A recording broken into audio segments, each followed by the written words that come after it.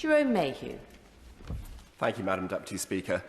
In this place, we often focus on things that can be measured. We talk about money and we talk about how we can change the quality of life of our constituents. But all too often, we underestimate the value of the web of community ties that link us all together. Because after family, certainly in the communities that I represent, it's the community bonds, the web of community ties that link us all together that are so important in improving the quality of life of each and every one of us. And just using the community of Broadland as an example, and I know everyone here represents a different type of community, but in the largely rural area that I have the honour to represent, it's community ties such as the Village Hall Committee being very active, it's the church being active or other faith groups, it's organisations like a gardening club or the Amateur Dramatic Society. And very important amongst this list, there is also the local pub. And these organisations taken together are absolutely vital in bringing people together. It's how we create our support networks outside the house or the flat in which we live. And it's very often what changed in my communities, the difference in the experience of COVID, for example, of really serious mental health challenges to societies and communities where people supported each other. They stepped up, they got more involved, they got to know their neighbours, and they came out of that lockdown in a stronger place, not a weaker place. And so, Madam Deputy Speaker, I want to focus on these really meaningful ties that are not simply economic. And I saw a very good example of that last Thursday night when I was in the village of Rackheath. And I'd been to the Community Council meeting, which had finished, as members are all too familiar with, sometime after 9 o'clock.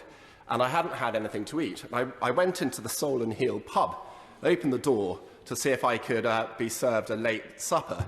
Unfortunately, the kitchen had closed at 9 o'clock, so it's not a great example on that occasion. But what I noticed when I opened that door was a pub that was full. It was full of the local community, neighbours talking to neighbours, being the heart of their community, bringing people together. And in Broadland, those kind of pubs support 1,600 jobs, and they contribute £46 million to the local community. So it's in that context, Madam Deputy Speaker, that I absolutely welcome the consultation that was announced in the budget of the draft relief.